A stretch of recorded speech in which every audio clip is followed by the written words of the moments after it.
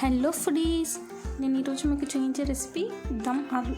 Regular ఆలు curries తిని కాస్త బోర్గా ఉంటుంది కదా, అందుకే ఈరోజు స్పెషాలిటీ దమ్ ఆలు. చాలా టేస్టీగా ఉంటుంది. ఇప్పుడు దీన్ని ఎలా తయారు చేసుకోవాలో చూద్దాం.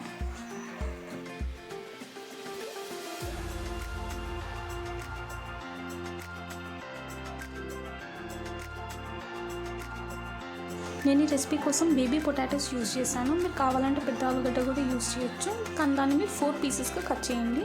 ఇప్పుడు నేను ఆయిల్ డీప్ ఫ్రైకి పెట్టాను. పొటాటోస్ అన్నిటిని మనం బ్రౌన్ కలర్ వచ్చే వరకు ఫ్రై చేసుకోవాలి.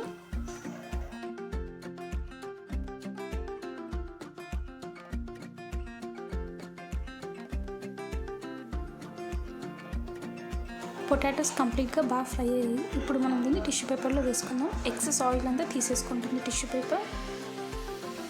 ప్యాన్ హీట్ అయ్యాక 2 స్పూన్స్ ఆయిల్ యాడ్ చేసుకొని సన్నగా తరిగిన ఉల్లిపాయ ముక్కలు, 4 ఎండుమిరపకాయలు, 1 ఇంచ్ అల్లం, ఇంకా 8 వెల్లుల్లి ముక్కలు వేసుకొని బాగా ఫ్రై చేసుకోవాలి.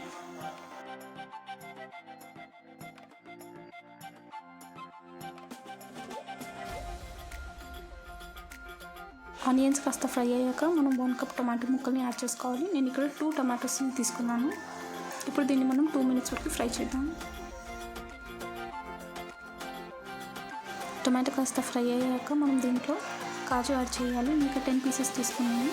ఇప్పుడు మనం దీన్ని సిమ్లో పెట్టుకొని 5 మినిట్స్ వరకు కుక్ చేసుకోవాలి.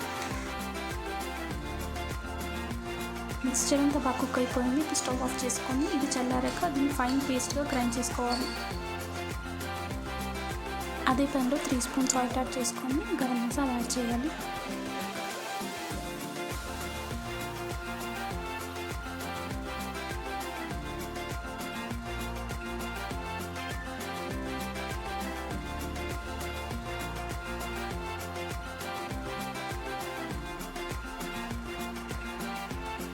ఇప్పుడు మనం పచ్చిమిర్చి యాడ్ చేసుకొని 2 నిమిషాల పాటు ఫ్రై చేసుకోవాలి.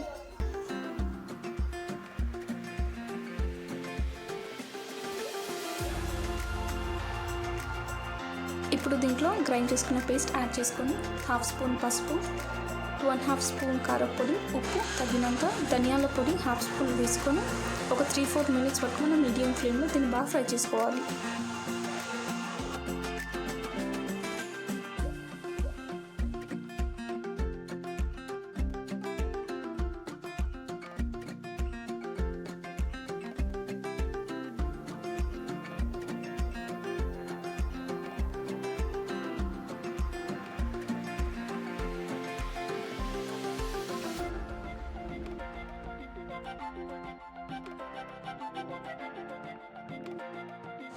వన్ గ్లాస్ వాటర్ యాడ్ చేసి ఏం లంప్స్ లేకుండా మిక్స్చర్ని బాగా కలుపుకోవాలి.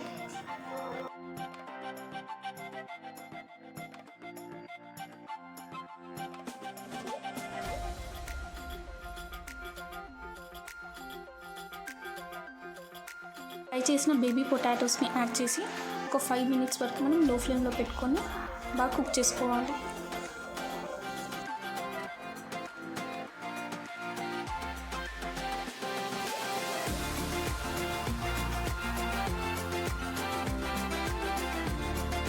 గ్రేవీ అంతా బాగా కుక్ అయిపోయింది. ఇప్పుడు మనం కొత్తిమీర వేసుకొని స్టవ్ ఆఫ్ చేసుకొని సర్వ్ చేసుకుందాం.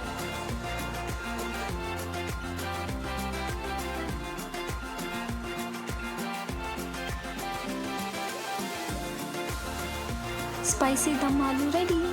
ఇది మనకి రైస్లోకి, చపాతీలోకి, ఇంకా పూరీలోకి కాంబినేషన్ చాలా బాగుంటుంది. మీరు కూడా ట్రై చేసి ఎలా ఉంటుందో కామెంట్ సెక్షన్లో చెప్పండి.